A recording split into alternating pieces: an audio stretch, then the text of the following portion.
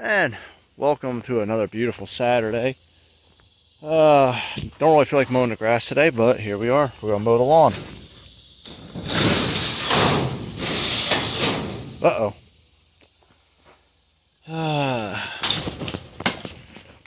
Crap baskets.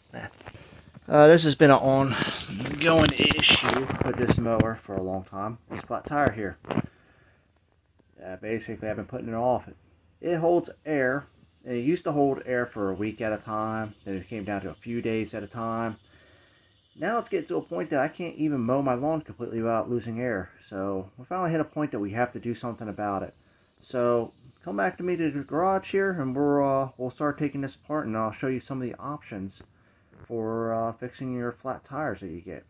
So come join me, and hopefully we can get this taken care of pretty quick so I get the mowing the lawn in nice hot summer weather. Okay, so here we are. We gotta take the wheel off of this mower here, and it's pretty easy. These use an E-clip right here. Usually there's a rubber cap that goes around here that seals everything in there. These are Anderson aftermarket wheels that I have on here. Basically, when I bought this mower, the original owner never greased this machine at all. So the wheels actually wore through the bearings that were in here and then wore through the wheels themselves. And essentially, I had to replace these wheels, and the Anderson wheels are cheap. They use a plastic bearing now that doesn't last very long, and I don't really like using them. So what I did was use the brass brass Ooh, watch out, those things do like to snap off on you. And then we're going to take this out. You can see my my brass bearing right here. It's reasonably well greased up. I do grease all my stuff first thing of the season. So everything should be in good shape. So let's get this back in there, and we'll get this tire replaced. So meet you back at the garage. Alright, we got it back in the garage here. You can actually see these brass spacers bearings a lot better. These are 3/4 inch for the axle. But anyways, we're going to take the valve core out of here, let all the air out. I did air it up earlier, but I just don't have any room right now in my garage because I got another project that's going to be coming up. But basically, you can pull these out two ways. You can use needle nose pliers, or you can use a core removal tool like this. And you just basically unscrew it.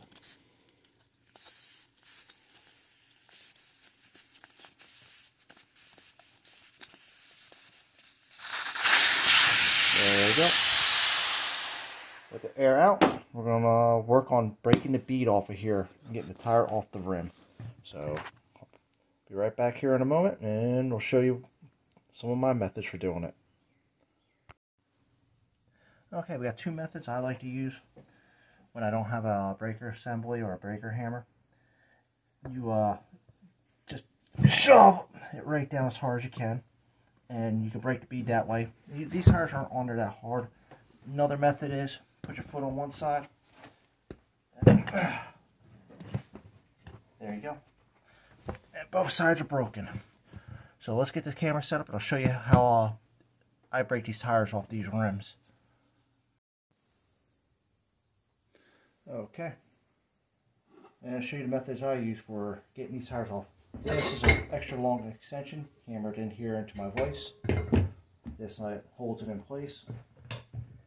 Take one of my breaker bars, flip it on that side. I'll just ease the other one in.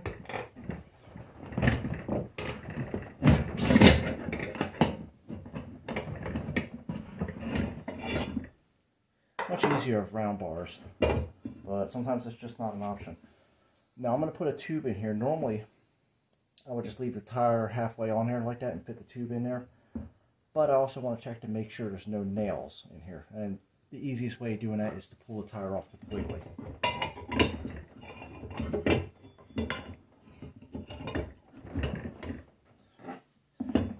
Now you gotta be gentle with this stuff because you can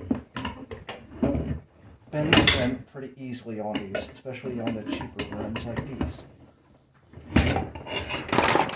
Oop, knock some stuff out. But that's it.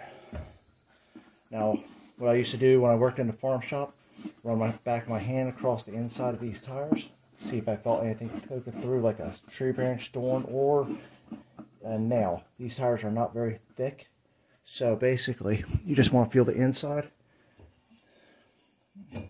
This could be in better shape. Now we got to get the nipple off here, or valve. Let's see here. Where are my wire strips? I guess he's allowed to do. Oh no, I got an extra set over here.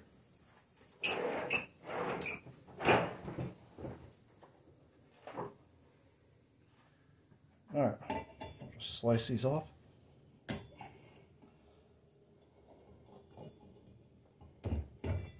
There we go. Make sure there's no sharp edges on here. I don't feel anything. If there is, either grind it off or wire brush it off. But let's get to work getting the tube ready, and we'll be right back. Alright, we're going to soap our tire up. You can use a regular dish soap and water mix, or you can buy the actual Pacific stuff. We can pour a little bit more on there. There we go. But you want to get more soap the better. It dries off eventually, so don't worry about it using too much. It ain't going to damage nothing. And then basically, you're going to work the tire around. You're going to get it in here into this groove right here. And then once you got it nice and tight, use a nice long screwdriver to work it.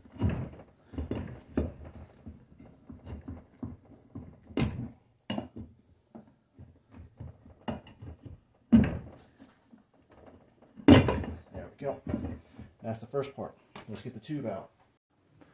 Okay, so we're going to work on getting this through here. And then we're going to use a pair of vice grips, small vice grips. And we're going to clip it in place. We do this because we don't want the tube to be pulled through. Nope, get it a little bit tighter. A little bit tighter than that. There we go. Nope, even tighter. There we go. Because we don't want to pull the tube through while we're working a tire. Because if the valve falls through, then you got to undo all this again and start pretty much over. And you run the risk of pinching your tube. And then you got a hole. And that's no good. So, work the tube in there.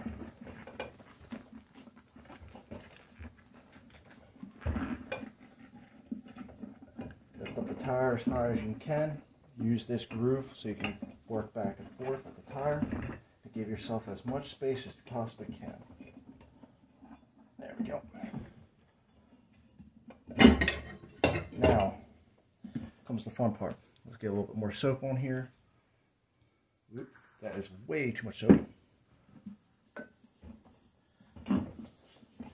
Now I like to keep the valve facing towards me because I can work with that a lot better.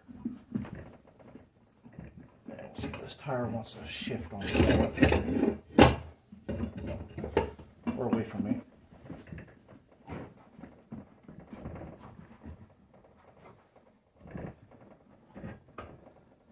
Basically, this is the fun part. Because you want to get it down in this groove right here.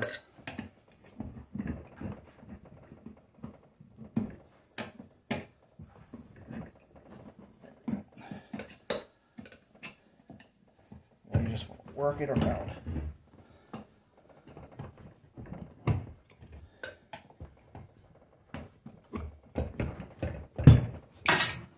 And there we go. Now we're going to go ahead, air it up, make sure the valve is nice and straight on there. Make sure the valve is nice and straight. It's not cockeyed over, so you don't have to readjust the tube. And we're going to fill it up. Now I'm going to put a 15 psi in here, and we should be good to go. So be right back with here in a minute while I put air in this. Alright, new day. Couldn't run the air compressor last night because it was getting late. And my wife would get mad if I turned that on to get these tire popped up here. Basically, I put some soap around here on the back side of the rim also. I like to try to keep this as loose as possible, so when it's filling up, it has that area for the air between the tube and the rim and the tire to escape from. So, let's see.